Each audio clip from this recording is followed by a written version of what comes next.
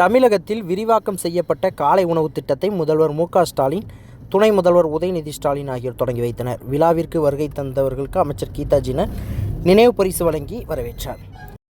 அரசு இலச்சினையாக உள்ள ஸ்ரீவில்லிபுத்தூர் கோவில் கோபுரம் நினைவு பரிசாக வழங்கப்படுகிறது. To highlight Tamil Nadu's unique identity and showcase its cultural significance, the Srivilliputtur Temple Tower is being presented as a memento to Honorable Chief Minister of Punjab by our Honorable Minister for Social Welfare and Women Empowerment. மாண்புமிகு தமிழ்நாடு துணை முதலமைச்சர் அவர்களுக்கு ஈரடி குரலில் உலக தத்துவங்கள் அனைத்தையும் திருக்குறளிலும் உன்னத படைப்பில் மக்களுக்கு எடுத்துச் சொன்ன ஐயன் திருவள்ளுவர் சிலை. இந்தியாவிலேயே முதல் முறையாக தமிழ்நாட்டில் முதலமைச்சரின் காலை உணவு திட்டம் தொடங்கப்பட்டது. 2026ஆம் ஆண்டு செப்டம்பர் 15ஆம் தேதி மதுரை ஆதிமூலம் மாநகராட்சி தொடக்கப்பள்ளியில் இந்த திட்டத்தை முதல்வர் மு.க. ஸ்டாலின் தொடங்கி வைத்தார். இந்த திட்டம் பெற்றோர்கள் மற்றும் மாணவர்கள் மத்தியில் நல்ல வரவேற்பை பெற்றது. மேலும் இந்த திட்டம் இந்தியாவில் உள்ள பல்வேறு மாநிலங்களில் பின்பற்றப்பட்டது. அது மட்டுமில்லாமல் வெளிநாட்டு அதிபர்கள் இந்த திட்டத்தை பாராட்டினர். மேலும் தமிழகத்தில் இந்த திட்டத்தை சமூக நலன் மற்றும் மகளிர் உரிமைத்துறை அமைச்சர் கீதா ஜீவன் வெகு சிறப்பாக செயல்படுத்தினார். இதன் காரணமாக பல்வேறு கட்டமாக இத்திட்டம் விரிவுபடுத்தப்பட்டது. தமிழகத்தில் உள்ள காலை உணவு திட்டத்தின் மூலம் 34,987 பள்ளிகளைச் சேர்ந்த 17,53,257 மாணவர்கள் பயன்பெற்று வருகின்றனர். தற்பொழுது நகர்ப்புறத்தில் அரசு உதவி பெறும் 2,429 பள்ளிகளைச் சேர்ந்த 3,600 லட்சம் குழந்தைகளுக்கும் காலை உணவு திட்டம் விரிவாக்கம் செய்யப்பட்டுள்ளது. சென்னை மயிலாப்பூர் புனித சூசையப்பர் தொடக்கப்பள்ளியில் நடைபெற்ற விழாவில் இந்த திட்டத்தை முதல்வர்கள் மு.க. ஸ்டாலின், பகவத் மான், துணை முதல்வர் உதயநிதி ஸ்டாலின் ஆகியோர் தொடங்கி வைத்தனர். பிறகு மாணவர்களுக்கு உணவை பரிமாறிய முதல்வர்கள் மு.க. ஸ்டாலின், பகவத் மான், துணை முதல்வர் உதயநிதி ஸ்டாலின் ஆகியோர் அவர்களுடன் அமர்ந்து உணவு அருந்தினர். இந்த நிகழ்ச்சியில் கலந்து கொண்ட முதல்வர் மு.க. ஸ்டாலின், பஞ்சாப் பகவந்த் மான், துணை முதல்வர் உதயநிதி ஸ்டாலின் ஆகியோருக்கு சமூக நலன் மற்றும் மகளிர் உரிமைத்துறை அமைச்சர் கீதா ஜீவன் நினைவு பரிசு வழங்கி வரவேற்றார். இந்த நிகழ்ச்சியில் அமைச்சர்கள் மா. சுப்பிரமணியன், பி.கே. சேகர் பாபு, எம்.எஸ். சுவாமிநாதன், ஆராய்ச்சி நிறுவனத்தின் இயக்குநர் சௌமியா சுவாமிநாதன் உள்ளிட்ட பலரும் கலந்து கொண்டனர்.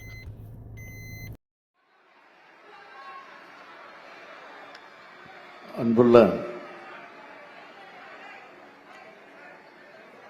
மாண்புமிகு பஞ்சாப் மாநிலத்தினுடைய முதலமைச்சர் திரு பகவந்த் மான் அவர்களே, அவரோடு வருகை தந்து இந்த நிகழ்ச்சிக்கு சிறப்பு சேர்த்துக் கொண்டிருக்கக்கூடிய அவருடைய துணைவியார் குர்பித் கௌர் மான் அவர்களே, மாண்புமிகு துணை முதலமைச்சர் தம்பி உதயநிதி ஸ்டாலின் அவர்களே, மாண்புமிகு அமைச்சர் பெருமக்களே, திருமதி கீதா ஜீவன் அவர்களே, திரு மா. சுப்பிரமணியம் அவர்களே, திரு சேகர் பாபு அவர்களே, நம்முடைய தோழமை கட்சியின் தலைவர்களில் ஒருவராக விளங்கிக் கொண்டிருக்கக்கூடிய மதிப்பிற்குரிய தோழர் முத்தரசன் அவர்களே, வருகை தந்துள்ள என்னுடைய அருமை தங்கை கனிமொழி உள்ளிட்ட நாடாளுமன்ற உறுப்பினர்களே, சட்டமன்ற உறுப்பினர்களே, தலைமைச் செயலாளர் முருகானந்தம் ஐஏஎஸ் அவர்களே, செயலாளர் திருமதி ஜெயஸ்ரீ முரளிதரன் ஐஏஎஸ் அவர்களே, இந்த நிகழ்ச்சியிலே கலந்து கொண்டு உரையாற்றி இருக்கக்கூடிய எம்.எஸ். சுவாமிநாதன் ஆராய்ச்சி அறக்கட்டளையினுடைய இயக்குனர் மருத்துவர் சௌமியா சாமிநாதன் அவர்களே, அரசு உயர் அலுவலர்களே, பள்ளியினுடைய தலைமை ஆசிரியர் உள்ளிட்ட ஆசிரியர் பெருமக்களே, உள்ளாட்சி அமைப்பினுடைய பிரதிநிதிகளே, வணக்கத்திற்குரிய மேயர் அவர்களே, என் அன்பிற்கினிய மாணவ செல்வங்களே, பத்திரிகை மற்றும் ஊடகத்துறையை சார்ந்திருக்கக்கூடிய நண்பர்களே, காலையில இங்க வந்து குழந்தைங்க கூட உணவு சாப்பிட்ட உடனே இந்த குழந்தைங்க மாதிரி எனக்கும் எனர்ஜி வந்துருச்சு. எப்படி இன்னைக்கு முழுக்க நீங்க ஆக்டிவா இருப்பீங்களோ அப்படி எனக்கும் இது ஆக்டிவான டே தான். ஆக்டிவான டே மட்டும் இல்ல, மனசுக்கு ரொம்ப நிறைவான நாள். இந்த திட்டத்துல 20 லட்சம் குழந்தைங்க சாப்பிடுறாங்கன்னா இதை விட மன நிறைவு என்ன இருக்க முடியும்? அடுத்து இது மகிழ்ச்சிக்குரிய நாளும் கூட. ஏன்னா honourable Punjab CM my younger friend Bhagwant மான் அவர்கள் இங்க வந்திருக்கார். On behalf of the people of Tamil Nadu, welcome you. இதுக்கு முன்னாடி இப்ப நாடே திரும்பி பார்க்கிற புதுமை பெண் திட்டத்தை தொடங்கி வைக்க அரவிந்த் கெஜ்ரிவால் வந்தார். டெல்லியினுடைய முதலமைச்சராக இருந்த கெஜ்ரிவால் வந்தார். இப்ப இந்த திட்டத்துக்கு பகவந்த் மான் வந்திருக்கிறார். தன்னுடைய பல்வேறு பணிகளுக்கிடையே நேரம் ஒதுக்கி வருகை தந்திருக்கக்கூடிய மாண்புமிகு பஞ்சாப் முதலமைச்சருக்கு என்னுடைய மனமார்ந்த நன்றி. உருபசையும் ஓவா பிணியும் செய்கை செய்வை சேருவகையும் சேராத 70 நாடுன்னு சொன்னார் மாண்புகள் வள்ளுவர். அதாவது பசியும் பிணியும் பகையும் இல்லாத நாடுதான் சிறந்த நாடாக பாராட்டப்படும் சொல்லி இருக்கிறது.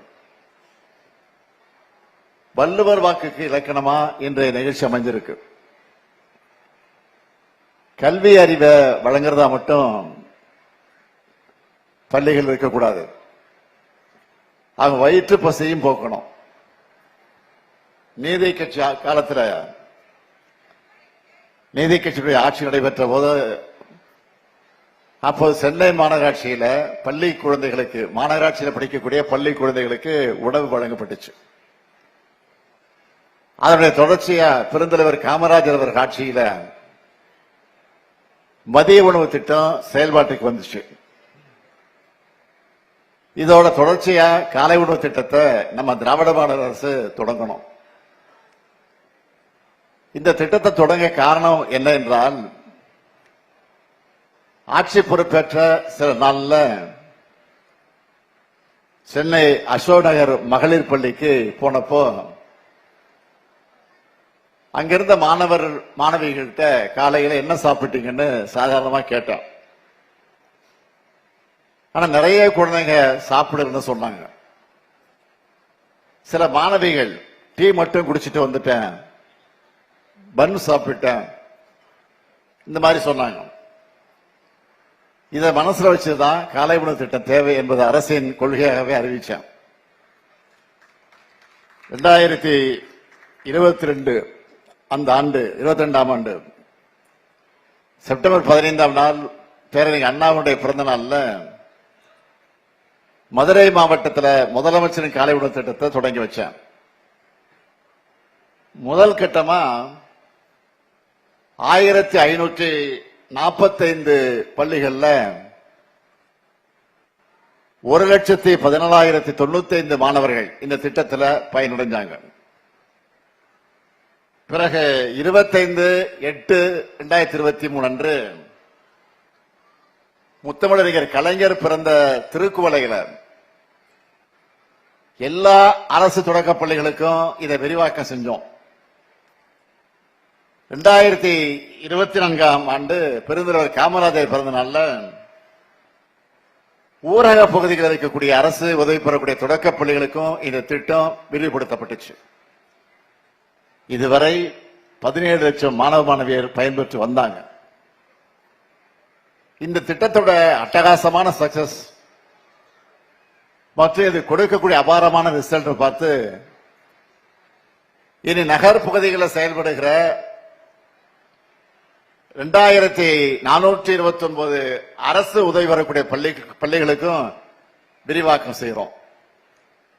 இதனால கூடுதலா 3,06,000 குழந்தைகள் பயன்பெற போறாங்க. கிராண்ட் டேட்டால சொல்லணும்னா இனி தமிழ்நாட்டில் செயல்படுகிற 37,416 அரசு மற்றும் அரசு உதவி வரும் தொடக்க பள்ளிகள்ல படிக்கக்கூடிய 20,59,000 மாணவர்கள் டெய்லி காலையில சூடா சுவையா சத்தா சாப்பிட்டு கிளாஸ் ரூமுக்குள்ள தெம்பா நுழைய போறாங்க. ஆண்டொன்றுக்கு 600 கோடி ரூபாய் மதிப்பில் இந்த திட்டம் செயல்படுத்தப்படுது. ஆனா இது செலவுன்னு நான் சொல்ல மாட்டேன். இது ஒரு சூப்பரான சோசியல் இன்வெஸ்ட்மெண்ட். இது எதிர்காலத்தில் நினைச்சு பார்க்க முடியாத அளவுக்கு பல மடங்கு லாபத்தை தமிழ் சமுதாயத்துக்கு தரப்போற முதலீடு இது. எந்நேரம் தமிழ்நாட்டு மாணவ செல்வங்களை நம்பி அவங்க திறமை மேல, அறிவு மேல, ஆற்றல் மேல நம்பிக்கை வச்சு தமிழ்நாடு அரசு இந்த முதலீட்டை செய்யறோம். நீங்க எல்லாரும் நல்லா படிச்சு முன்னேறி தமிழ்நாட்டோட வளர்ச்சிக்கும் உயர்வுக்கும் பணியாற்றினா அதுதான் இந்த திட்டத்தோட உண்மையான வெற்றி. இன்னும் கொஞ்சம் எருமைப்போடு சொல்லணும்னா, இனிமேல் பள்ளிக்கு வரக்கூடிய குழந்தைங்க பசி காரணமா வாடின முகத்தோடும் சோர்வோடும் இருக்க மாட்டாங்க. புன்னகையும் நம்பிக்கையும் ஆர்வமும் சுறுசுறுப்பும் நிரம்பின முகங்களைத்தான் இனி பார்க்க போறோம். காலை உணவு திட்டம் தொடங்கப்பட்டதுல இருந்து நான் இதை க்ளோஸா மானிட்டர் பண்ணிட்டு வரேன். மாநில திட்டக்குழு மூலம் ஆய்வுகள் நடத்தப்பட்டு வருது. பசி இல்லாத நிலை, பிள்ளைங்க வயிறு நிறையுதுன்னு மட்டும் இந்த திட்டத்தை சிம்பிளா பார்க்க முடியாது. இதனால உணவுண்ணக்கூடிய பழக்க வழக்கங்கள்ல இம்ப்ரூவ்மெண்ட் வந்திருக்கு. பாசிட்டிவான பழக்க வழக்கங்களை வளர்த்துக்கிறதுல பசங்க ஆர்வம் காட்டுறாங்க. மற்ற குழந்தைகளோட ஈஸியா ஜாலியா பழகிறாங்க. குழந்தைகளுடைய ஹெல்த் டெவலப் ஆகியிருக்கு. ஸ்கூலுக்கு ஆர்வத்தோடு வராங்க. கிளாஸ் ரூம்ல கவனம் மற்றும் ஈடுபாடு அதிகமாக இருக்கு. வகுப்புல தோழமை உணர்வு மேம்பட்டு இருக்கு. இதெல்லாம் ஆய்வு முடிவுகள்ல நமக்கு தெரிய வந்திருக்கு. எதிர்பாராத பல நன்மைகளையும் இந்த திட்டம் ஏற்படுத்தி இருக்கு. காலை உணவை பள்ளிகளே வழங்குறதுனால ஒரு குடும்பத்தில் அம்மா அப்பா 2 பேருமே வேலைக்கு போறாங்கன்னா அவங்களுடைய பணிச்சுமை குறைந்திருக்கிறதோட குழந்தைகள் ஸ்கூல்ல வயிறார சாப்பிட்டு இருக்கிறாங்க என்ற நம்பிக்கையும் நிம்மதியும் வருது. அவ்வளவு டிசம்பர் 2023 முதல் டிசம்பர் 2024 வரை அரசு பள்ளிகள்ல குழந்தைகளுடைய ஆரோக்கியம் அதிகரிச்சிருக்கு. ஹாஸ்பிட்டலுக்கு போறதும் குறைஞ்சிருக்கு. இன்னும் சொல்ற, காலை உணவு திட்டத்தால அட்டெண்டன்ஸும் கூடியிருக்கு. கற்றல் திறன்ல முன்னேற்றம் ஏற்பட்டிருக்கு. ஊட்டச்சத்து குறைபாடு குறைஞ்சிருக்கு. நோய் தொற்று வாய்ப்புகள் அதுவும் குறைஞ்சிருக்கு. இப்படி நிறைய பாசிட்டிவா இருக்கிறது ஆய்வு மூலமா நமக்கு தெரிய வந்திருக்கு. ஒரு திட்டம் மிக சிறப்பா, மிக மிக சிறப்பானதா மற்ற மாநிலங்களுக்கும் அதை பார்த்து இன்றைக்கு அதை பின்பற்றுவாங்க. அப்படித்தான் காலை உணவு திட்டத்தை பிற மாநிலங்களும் பிற நாடுகளுமே கூட தொடங்கவும் செயல்படுத்தவும் ஆலோசனை நடத்திக்கிட்டு இருக்கிறாங்க. கனடா போன்ற வளர்ந்த நாடுகள்ல காலை உணவு திட்டத்தை அறிமுகப்படுத்தி இருக்கிறாங்க. மேலை நாடுகள்ல அவங்களுக்கெல்லாம் முன்னோடியா நாம இதை செயல்படுத்திட்டு வரோம் என்பது நமக்கெல்லாம் இருக்கக்கூடிய பெருமை. இந்த நேரத்தில் நம்ம அரசு செஞ்சிட்டு இருக்கக்கூடிய இன்னொரு முக்கியமான திட்டத்தை சொல்ல விரும்புகிறேன். அது ஊட்டச்சத்தை உறுதி செய்யக்கூடிய திட்டம். இந்த திட்டத்தால் என்ன பயன் என்றால், இந்த திட்டத்தோட முதல் கட்டத்தோட முதல் பகுதியில